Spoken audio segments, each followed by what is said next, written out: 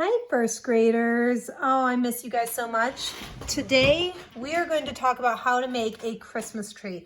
Now, I'm going to give you an option if you have colored paper and scissors and glue, but then also know that you can still draw this on a regular piece of white paper and color it in with crayons or markers, whatever you have, if you don't have construction paper, scissors, glue.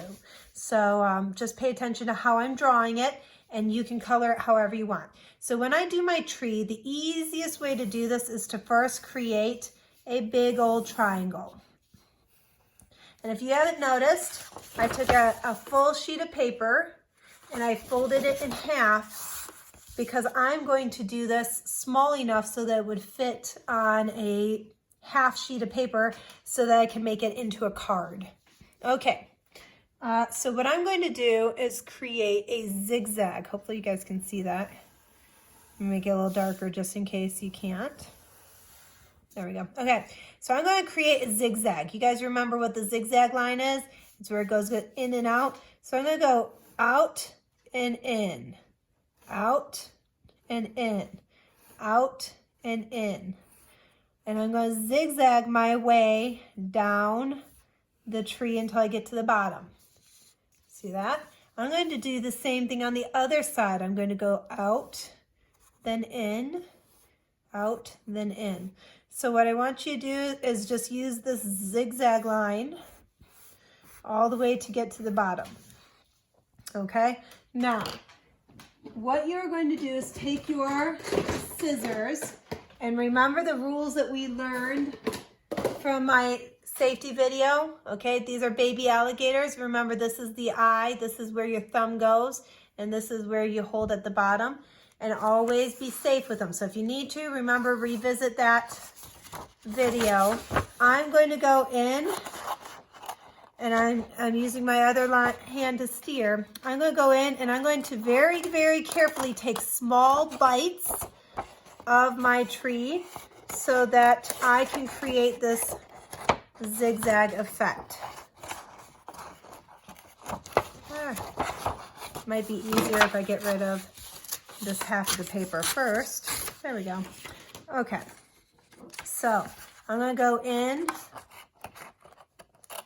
and stop right at that end.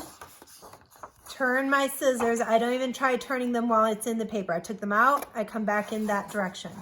Okay, so that's the easiest way to cut a zigzag, is to turn the whole paper and replace your scissors where they need to go. You're going to try your best to stay on those lines you cut out.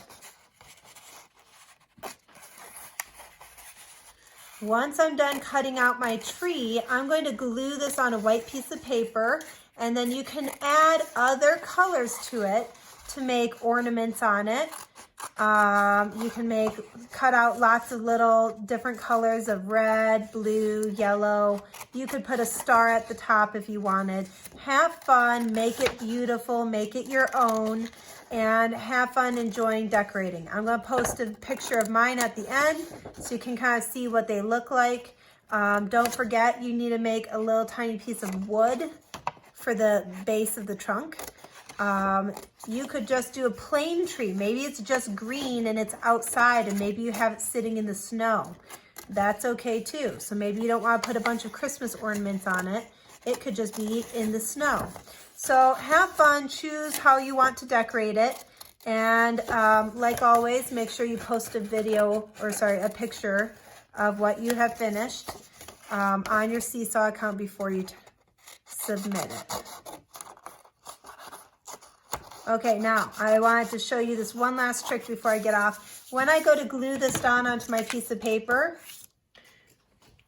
I'm going to make sure that I turn my paper. I'm going to fold this in half so it looks like a card. I want to put the glue on this side, the side that has all of my pencil markings. If I were to put the glue on this side, then we're going to see all those pencil marks I made. But if I put the glue on this side, when I turn it and stick it to my paper, you can't tell that there were all those little pencil marks. And it looks like you were an expert cutter without having any effort at all. So always put the glue on the side you drew on. And I'm going to real quick demonstrate that so you know how much to put on.